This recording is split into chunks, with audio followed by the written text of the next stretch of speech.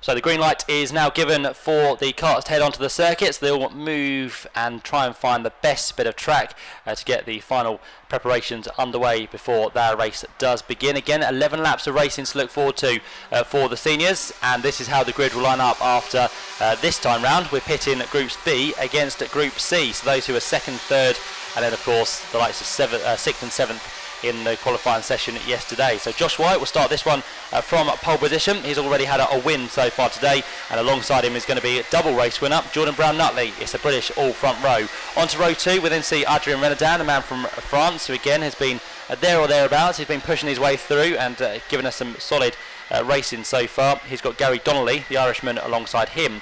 On to row 3, we then see the German Christopher Dreyspring and Ed Brand, we just talked about there, in kart 204. And on to row 4, it's going to be Baptiste Moulin and Luc Verlelms in kart 212. Then on to row 5, we see Jonathan Hoggard. Again, a day to forget for Jonathan after a non-finish in both Heat 1 and Heat 2. What can he pull out the bag in the final heat? It's going to need something dramatic to get himself into that pre-final. He's out there, the cart's been fixed, and he's ready to go. Alongside him is going to be Charlie Turner. Then on to row 6, we see Kay Van Berlo. His brother, I think that is, Glenn Van Berlo, has been doing really well in juniors. What can Kay do in his final outing for the day? He's got Lars Van Vark alongside him. On to row 7, we then see Philip Volstead and Jesper Sjöberg. Row 8 is headed by Riens van Kamphout and Tom Croydon alongside. Row 9 then sees Charlie Anderson and Casper Corjus. On to row 10, it's going to be Josh Skelton and Daniel Matchek.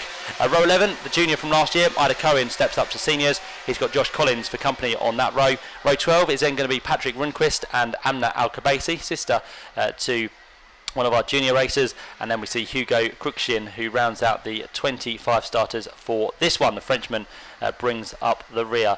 So they're all getting themselves, as I said, final preparations before the 11 laps of action gets underway. Again, who's going to be the bravest down into the first corner, and who's going to come out in the lead as I head through turns 2 and 3.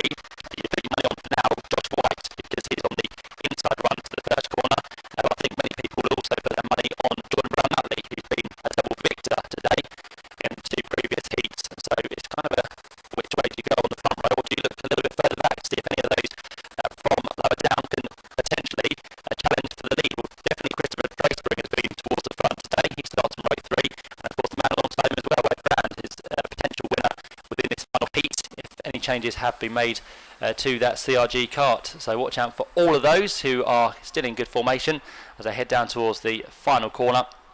And as they do so, they'll loop themselves back near enough 180 degrees, and near enough 360 degrees in fact, to get themselves onto the start of this race. So we're about to go racing. As we said, 11 laps for the final senior heats, and of course we'll be able to give you the ups and downs of who will start where for the pre-final as we get that on our screen as well. Underway we are now with the seniors down towards the first corner. Again, it's the inside run that looks pretty good. I think Jordan Brown-Nutley's been shuffled down to possibly outside the top 5 here. He's been very unlucky through the first corner. So it's going to be Josh White that leads. Adrien Renaudin sits there in second in that all blue cart. Ed Brand's come through in the CRG machine up into 3rd place. So a great start from Ed Brand. And then behind that we're going to look towards probably Christopher Dreyspring in kart 214 to have jumped up the order as well. But Jordan Brown-Nutley is going to be at best 5th or 6th place. So Jordan, we know he's got the speed, but has he got enough speed within this race to get himself back towards the head of the field? Well, he'll bide his time.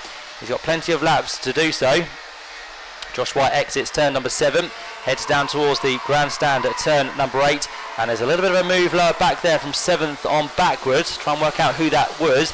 Jordan Brown-Nutley, by the way, is in 6th place, just behind his teammate, which is Gary Donnelly in kart 266. So that's how they all look as they complete lap number 1. It's Jonathan Hoggard, who's made good progress as well, up to 7th place at the end of that first lap. Let's see now if he can stay out of drama as Adrien Renaudin goes for the lead of the race. Down the inside he goes of Josh White, who very quickly has to find his grip. Once again there's contact between the two of them. Ed Brand has been caught up once again, just like he was at the Winter Cup in the pre-final. Is come to grief once more, this time in the senior class, and he's got damage there, I think, to possibly the steering rack or the bodywork around the steering rack there. He now drops to the back, and he has got lots of work to do if that kart is in one piece. But there was a hefty hit there with Josh White, who has dropped down into, where's Josh at the end of that first sector?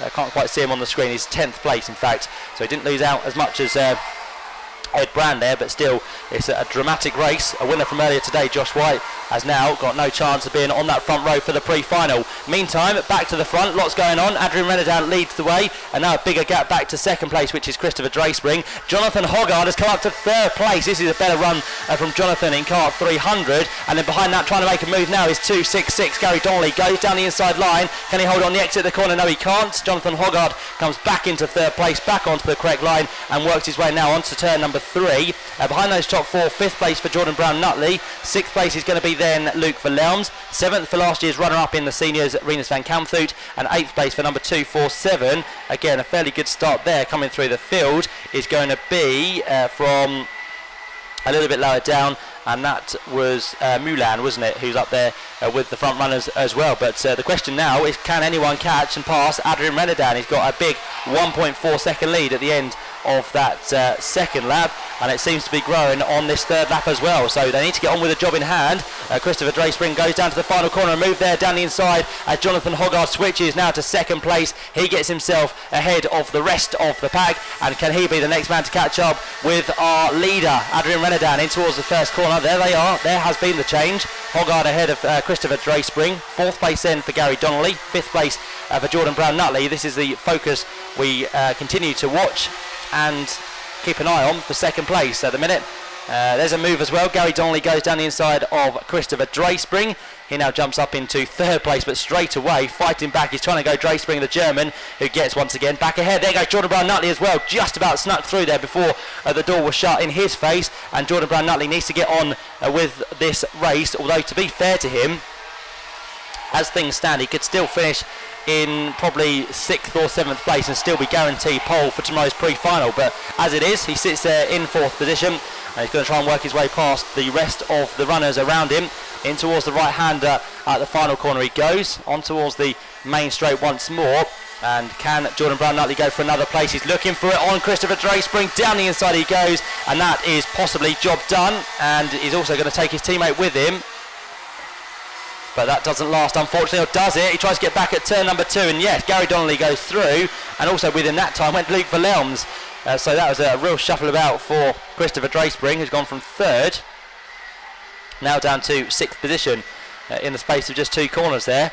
You can see on your screens there, Adrian Renadan still leads this race by a reduced margin now. It's down to 1.1 seconds, so Jonathan is starting to get on with his job, lapping quicker now than Adrian Renadan. He is quicker in Sector 1. He's done the personal best of everyone in Sector 2. So Jonathan Hoggard, for the first time within this race, could be less than a second behind Adrian Renadan. Bear in mind, Jonathan's had 2 disastrous races so far. This will kind of ease the pain after the previous 2 races. But he's not going to be able to get himself inside the top 10 on the grid, I don't think. But he'll continue to push. The main aim, of course, is to get straight through to the pre-finals, which will be a relief for him. That'll mean he won't have to do the second chance heats tomorrow. Gary Donnelly, you can see there on your screen, sits down in 4th position. He has got behind him Luke Verlelms, Christopher Drayspring, who has dropped down. We've also got the 7th place man, which is Kay van Berlo, then Rinus van Kamphout, and behind that we've got the likes of Charlie Turner and Josh White, who is still trying to make his way back through the field, but no further progress has been made, unfortunately, from 10th position. So he is there, and again for Josh White at the minute, for best for him, he's going to be again outside the top 8 places on the grid for tomorrow's pre-final. As it stands, Jordan Brown-Nutley has pole for tomorrow's pre-final. Jack McCarthy will be on the front row with him, and then we've got Dennis Mavlinov and Adrian Renadan row 2, and Nicola Scholl with Josh White on row number 3. So I was wrong, he will be inside the top 8, will Josh White, but still got more places to make. If he can get past the next of those on track, which is Charlie Turner, he'll get 1 place better off on the grid for tomorrow's pre-final, but that's still a long way off. We've got a good battle going on here for what's going to be a little bit lower down outside the top 5 by the looks of it. This is the kart then going through down towards turn 5, a move being made there down the inside line, nicely done from that's going to be Kay van Berlo, isn't it, with Rinus van Kamphout around him. We've also got Christopher Drayspring, who's lost out again, and watch out for Josh White. Someone goes straight across the grass there. He's going to rejoin very precariously at turn number 7. Just managed to get the kart stopped, and that was dropping down the order. 249 by the looks of it, which would have been Lars van Vark, in fact. So Lars has lost out quite badly there. He was in the melee that happened as they exited at turn number 6. And meantime, we can see now, over the last couple of laps, the gap has come down definitely between the top two. Adrian Renadan had a second lead. It's now down to just under half a second. So that is how much work Jonathan Hoggard has done. He was best of anyone in sector 3, and again he strung together the best lap of this race at 56.118. So watch out for Jonathan Hoggard, who is getting closer to our race leader. This is the fight for third between Jordan Brown-Nutley, Gary Donnelly, and the ever closer Luke Williams as well in 5th place.